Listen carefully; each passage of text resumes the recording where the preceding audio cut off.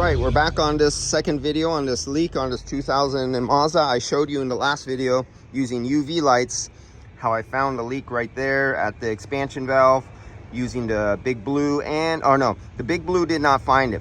So I have it at 194 psi. There's no bubbles over there, but there is dye. Right down there, look at where the tube goes into the fitting on the condenser. Let's see if I could set this up so it could just stay by itself without me holding it so I can do other things with my hand.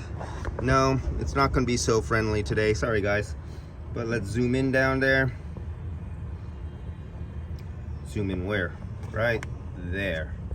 Try that again. There we go. We're nice and clear. Let me get the big blue.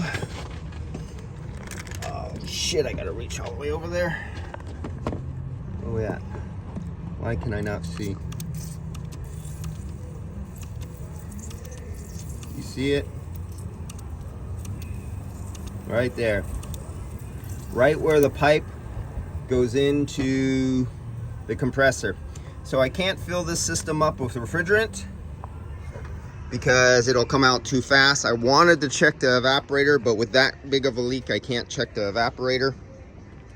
That was with dry nitrogen, and that's about it.